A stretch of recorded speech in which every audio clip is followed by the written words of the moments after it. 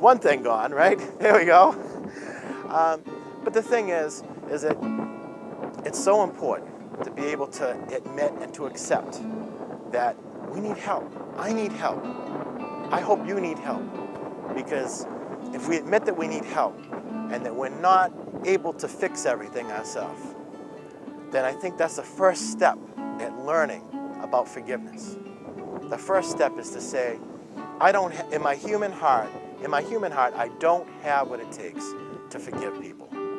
I have what it takes to forget temporarily. I know what it's like.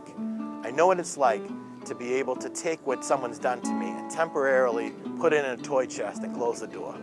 I can do that, and I think most human beings can do that unless someone's killed a family member or done something really insanely, what we would all call just universally wrong, right? I think that we can able to forgive someone when they spill a drink on us in a nightclub, or if someone knocks into you on a subway, right? We can forgive those things and we just don't even think about it again. It's not a sign of weakness to say, God, you know, I can't do this on my own. I can't be the one driving this car. I can't be the one in control of my life if every time someone gets me angry, I'm emotionally swerving to hit them, right? Because that's just not healthy for me. It's not healthy for the person we're swerving to hit into, right? And there's just a lot of maliciousness, and that's not what God created us to be, right? The first thing we really want to do is to know that we need that forgiveness ourselves, right? Because if we feel that we're forgiven, we're able to start on a clean slate, so that we can find the desire to want to forgive other people, right? Okay, so now that we've done some self-reflecting and we've tried to figure out what it is that's keeping us away from what God has planned for our life, well, now we can't just expect Jesus to come in and just take everything without us even asking him to. So now we're going to pray for forgiveness. So we're just going to come up with some way, and you know, you don't have to come up with something that sounds all professional. What you want to do is you want to be honest. You want to talk to God.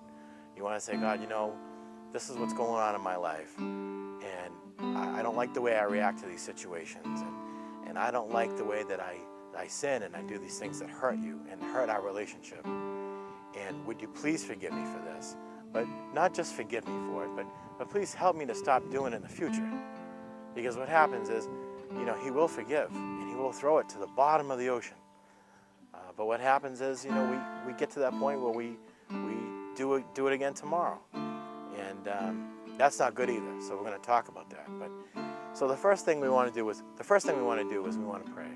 We want to pray for forgiveness and have God come in and just help to change our heart, right? So that we deal with situations differently.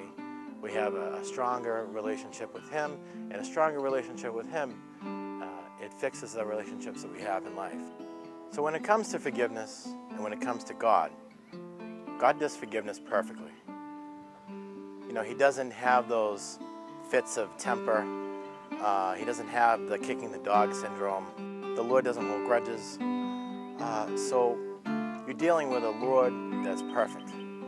And so when he forgives you, and you feel forgiven, not just in your head, but in your heart, you feel forgiven, believe that. Believe that in your heart that God's forgiven you for that, okay? And take some peace away from that. Take some joy away from that. Be excited about that, because you know what? What if we had a God that was fickle? What if we had a God that said, you know what? I forgave you 20 times already. No, not anymore. You're all done, dude. No. But we don't have a God like that. And the key to God forgiving us really is to have a repentant heart, to say, you know what I did was wrong.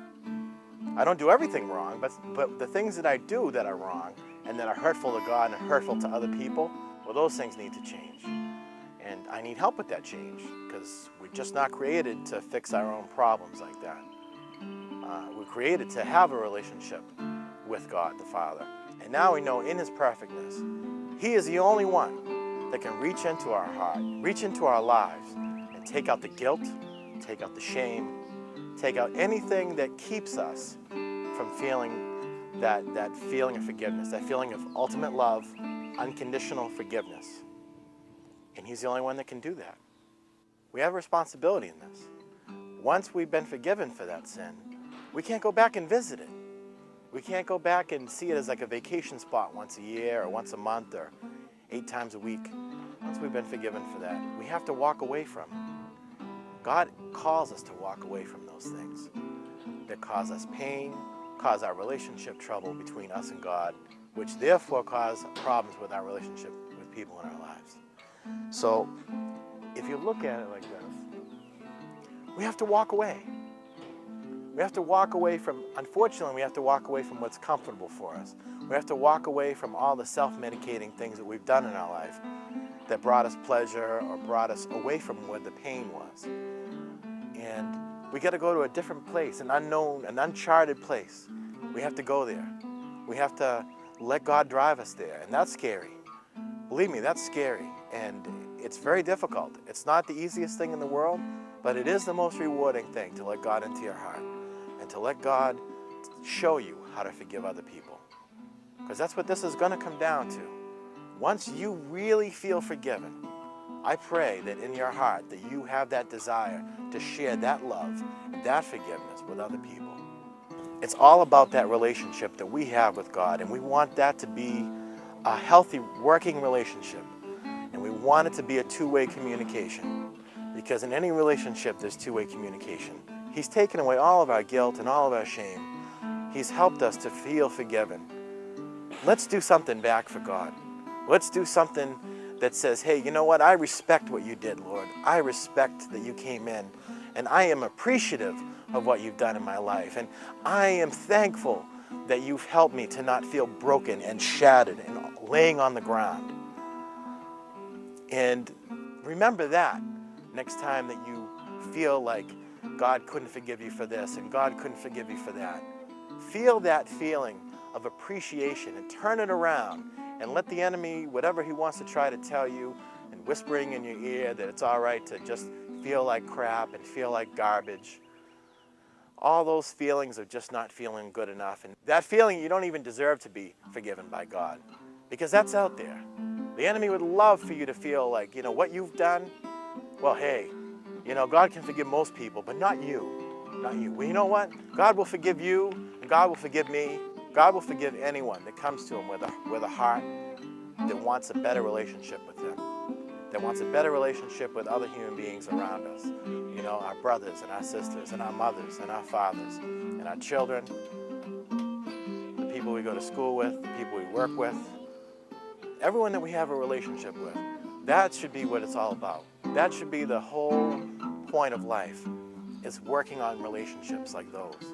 The ones that are worth having, worth fighting for. And forgiveness is worth fighting for.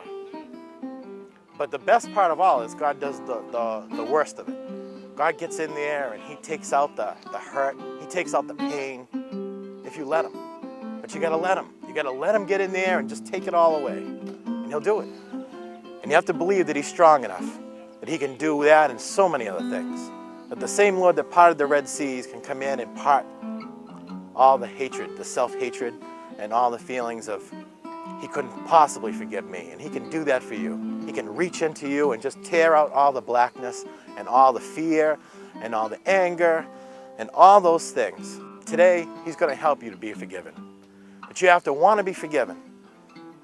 And it means that comfort blanket, that thing you hold on to that says, hey, you know, it's good to be angry. Hey, I love being angry. God's going to do that change for you.